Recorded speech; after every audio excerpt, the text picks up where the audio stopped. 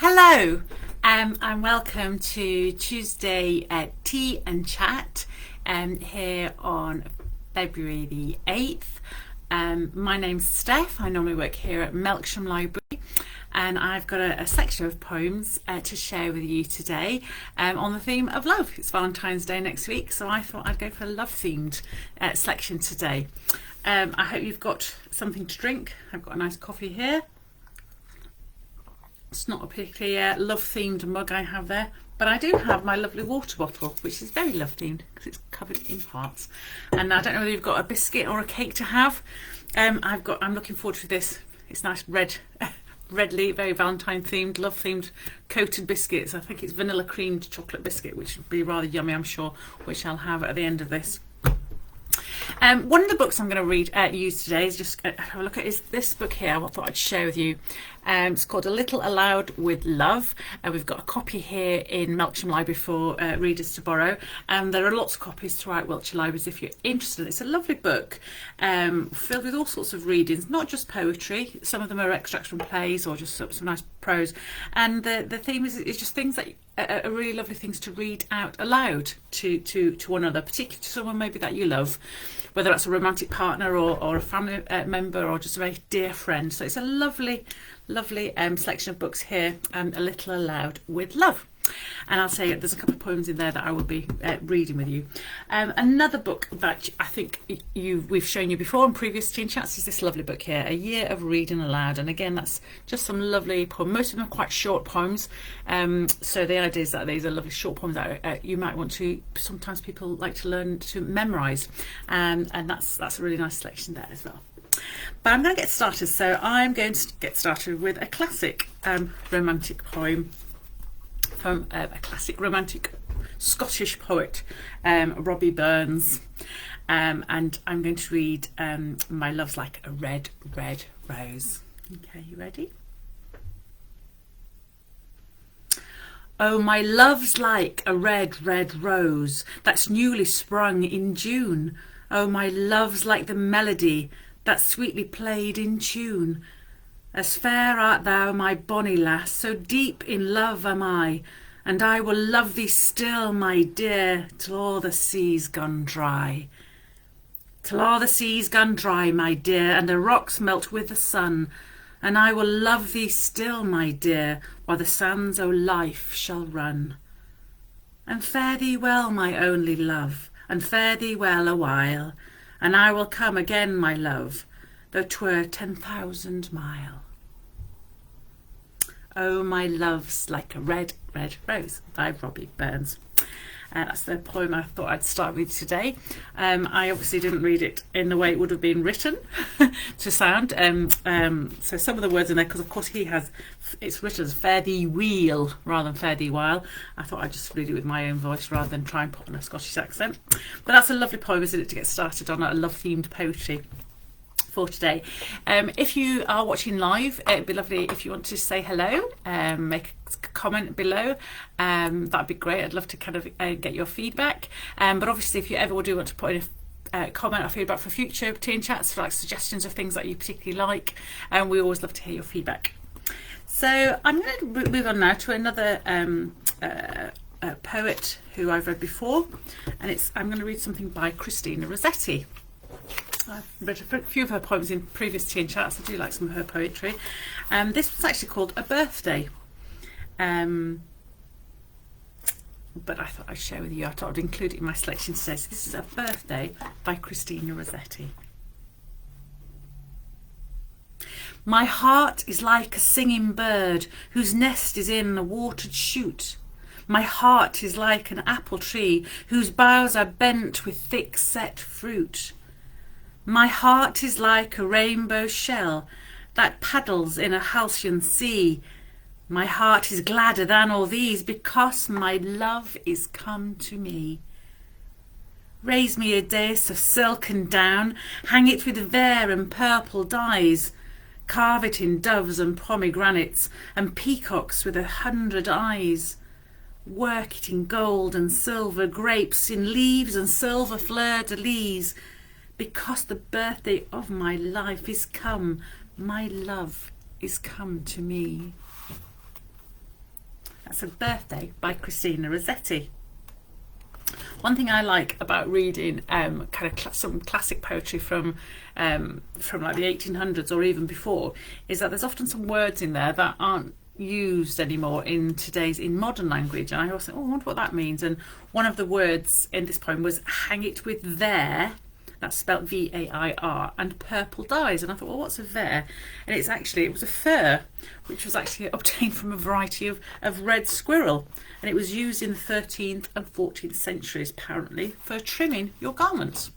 So we do sometimes think, like in the laws they have oh gosh, I'm now thinking what it is. What's the classic kind of fur-troned ermine kind of fur? Don't they often use? But apparently, in the 13th and 14th century, they used to use fur from a variety of red squirrel, and it was called ver. So there you go. Right, and now I'm going to move on to another very classic writer, probably about as well known as any writer there is, and of course, it is Shakespeare. I thought a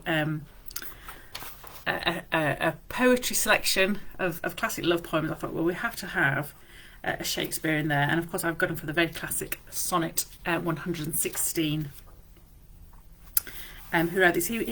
Apparently he wrote 154 sonnets. He's quite prolific, but this is one of his more famous ones, and a favourite of many because of its subject matter. So this is Sonnet 116 by William Shakespeare. Let me not to the marriage of true minds admit impediments. Love is not love which alters when it alteration finds, or bends with a remover to remove. Oh no, it is an ever fixed mark that looks on tempests and is never shaken. It is the star to every wandering bark, whose worth's unknown, although his height be taken. Love's not time's fool, though rosy lips and cheeks within his bending sickle's compass come. Love alters not with his brief hours and weeks, but bears it out even to the edge of doom.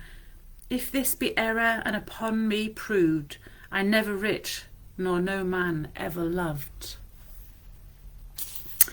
That's Sonnet 116. How does that make you feel? What does that make you think of? I mean, it talks to me, doesn't it, I think it's about how true love really is prevailing throughout the time. It's not just a love of youth, rosy lips and cheeks. Love's not a time's fool. Love perseveres. It kind of, it lasts in spite of time and time passing. That's Sonnet 116. Now, a slightly more contrasted is another one of the big romantic poets of the British romantic poets. Of course, we have Lord Byron, and he's got this beautiful poem. It is rather beautiful, but unlike Shakespeare, it's perhaps there's a little bit more of it based on love, based on a youthful beauty, and it is called She Walks in Beauty. I'm going to read it today. It has been set to music. Some of the romantic poets, I know various other classic poems from some of the classic romantic poets have been set to music over the years, and this one has. And I've sung this before in a choir I used to sing with, which was rather beautiful and rather lovely. But I'm just going to read it for you today. So this is She Walks in Beauty by Lord Byron. She walks in beauty like the night of cloudless climes and starry skies, and all that's best of dark and bright meet in her aspect and her eyes, thus mellowed to that tender light which heaven to gaudy day denies. One shade the more, one ray the less, had half impaired to the nameless grace which waves in every raven trees, or softly lightens o'er her face, where thoughts serenely sweet express how pure, how dear their dwelling place. And on that cheek, and oh that brow, so soft, so calm, yet eloquent, the smiles that win, the tints that glow, but tell of days in goodness spent, a mind at peace with all below, a heart whose love is innocent. And that's She Walks in Beauty by Byron. So yeah, so Lord Byron, who apparently was actually born George Gordon. So there you go. I didn't actually know his name was George Gordon. It's kind of slightly less romantic and grand as Lord Byron, isn't it? But there you go. But he was one of our most romantic poets in the 1800s, and this was a poem he wrote in 1814. So that is that was our fourth poem of the day. So moving on, I've got now a poem which I know is a favourite of my mum's, and this was a poem that she did memorise by heart, learnt by heart, when she was at school. But unlike the poems in this book, I did mention this book here where the poems are quite short to learn, this is actually quite a lengthy poem to learn, so I'm quite impressed that she learnt all of it. It is about love, but it's not necessarily about a happy ending, or is it? Depends on the way you look at it. But in this physical world, it's certainly not a happy ending, as you'll see. This is quite a long one. I love it. I love the how this poem flows, and the pace of it, I guess. And so I'm going to read. So it's another favourite of lots of people's, I think. And this is actually The Highwayman by Alfred Noyes. Which, as I say, I love this one. This is a lovely one to read as well, so I'm going to enjoy this one today. The wind was a torrent of darkness among the gusty trees. The moon was a ghostly galleon tossed upon cloudy seas. The road was a ribbon of moonlight over the purple moor, and the highwayman came riding, riding, riding. The highwayman came riding up to the old inn door. He'd a French cocked hat on his forehead, a bunch of lace at his chin, a coat of the claret velvet and breeches of brow doe skin. They fitted with never a wrinkle, his boots were up to the thigh, and he rode with a jewelled twinkle, his pistol butts a twinkle, his rapier hilt a twinkle, under the jewelled sky. Over the cobbles he clattered and clashed in the dark inn yard. He tapped with his whip on the shutters, but all was locked and barred. He whistled a tune to the window, and who should be waiting there but the landlord's black-eyed daughter, Bess, the landlord's daughter, plaiting a dark red love-nut into her long black hair. And dark in the dark old inn yard a stable wicket creaked, where Tim the ostler listened. His face was white and peaked, his eyes were hollows of madness, his hair like mouldy hay. But he loved the landlord's daughter, the landlord's red-lipped daughter. Dumb as a dog he listened, and he heard the robber say, "One kiss, my bonny sweetheart, I'm after a prize tonight. But I shall be back with the yellow gold before the morning light.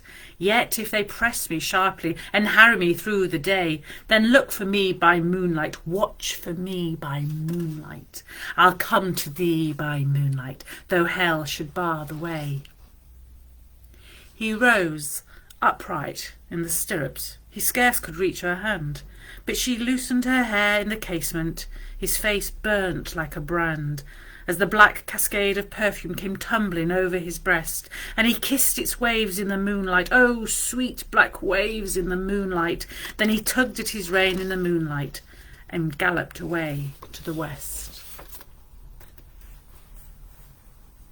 He did not come in the dawning, he did not come at noon, and out of the tawny sunset before the rise of the moon, when the road was a gypsy's ribbon looping the purple moor, a red-coat troop came marching, marching, marching.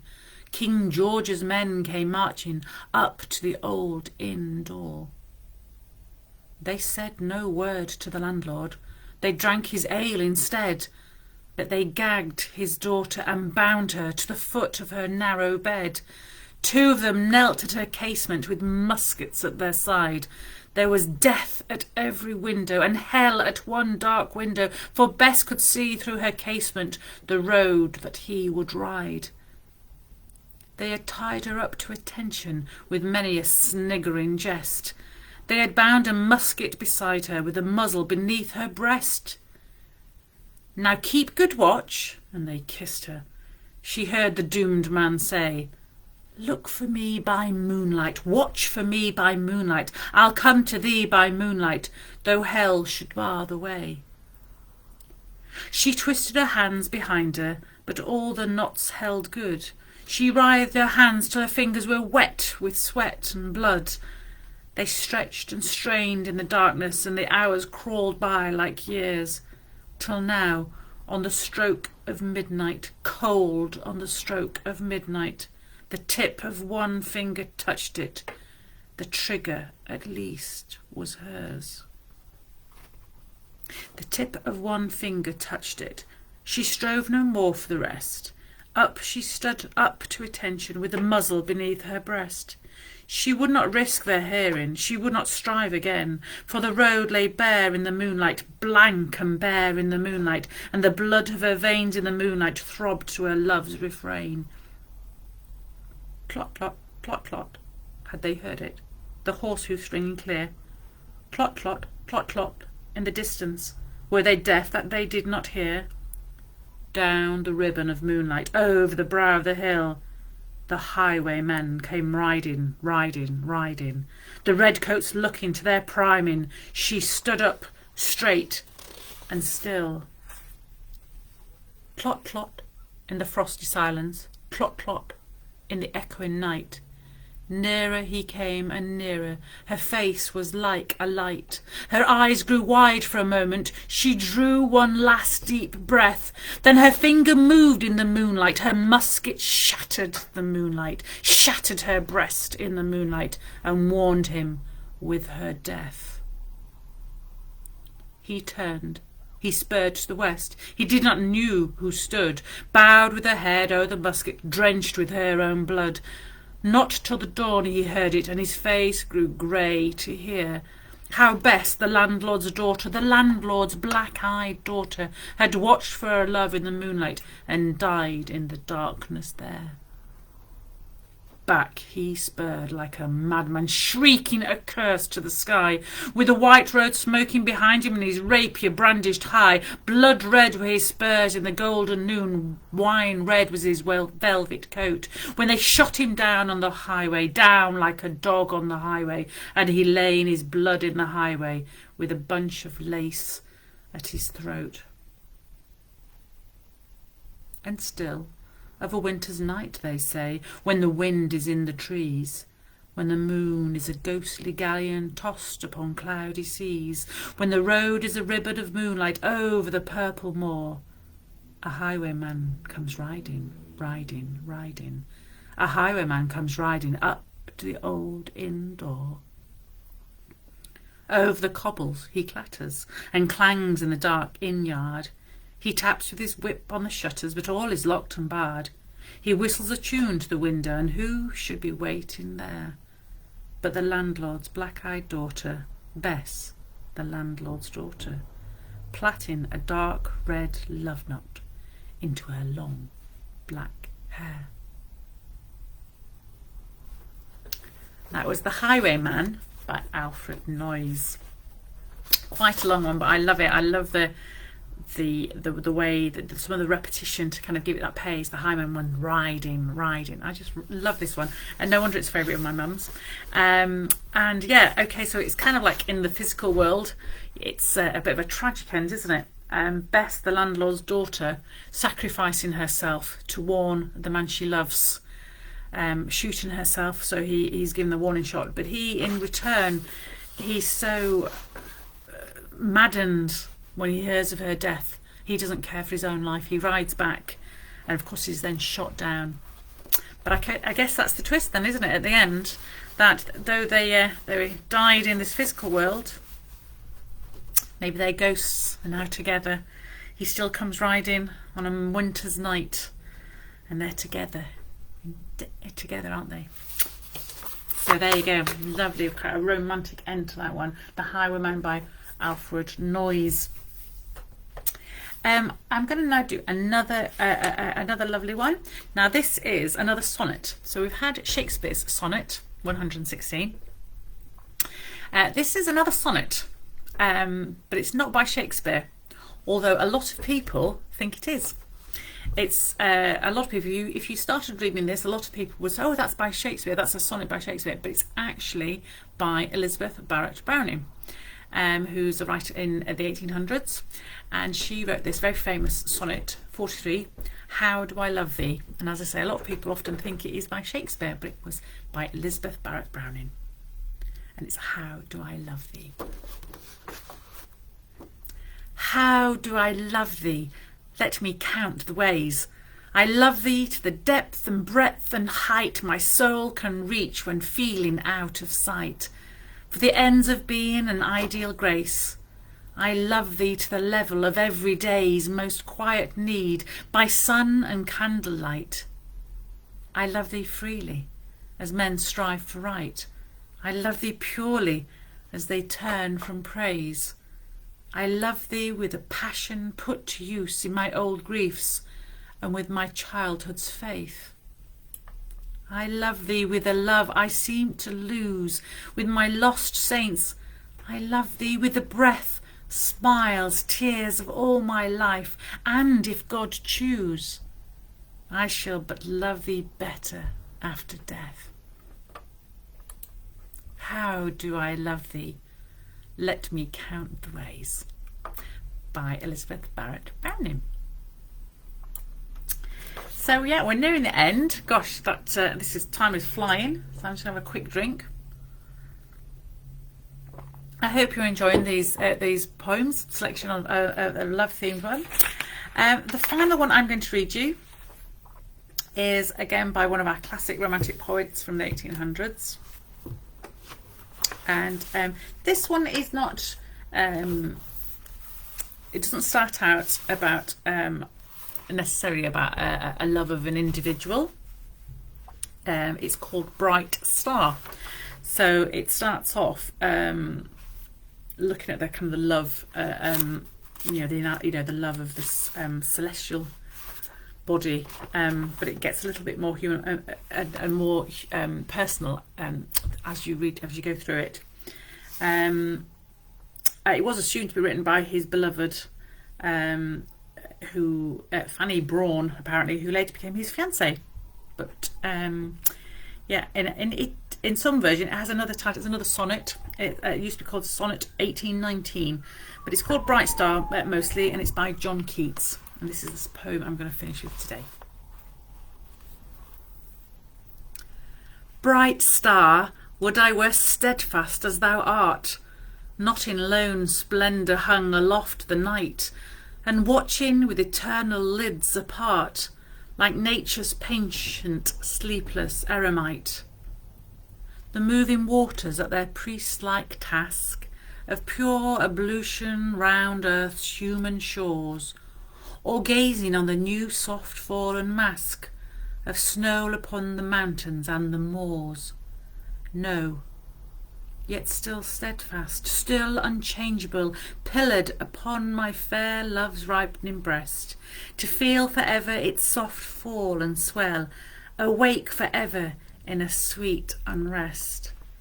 Still, still to hear her tender taken breath, and so live ever, or else swoon to death.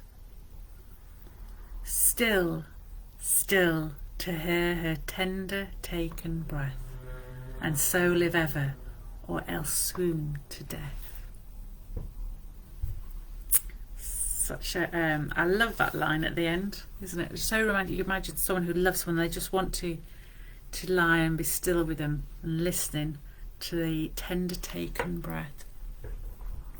I don't know about you, but that is quite a nice thing sometimes to do with a loved one, is just to sit in silence with them and sometimes just focus and listen to them breathing. I find that a really nice thing too. That's a kind of romantic thing to say leading up to Valentine's Day next week.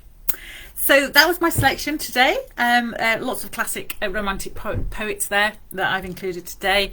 I hope you've enjoyed them. If you have got any comments or messages and requests for next time, do let us know. We'll have another tea and chat in 2 weeks' time. It'll be with Pete, and he'll be delivering that from the Mobile Library's Facebook page. So do look out for Facebook posts to let you know about that. And of course, all our past tea and chats are available on our YouTube channel. So do look out for the Wiltshire Library's YouTube channel for past tea and chats if you're interested.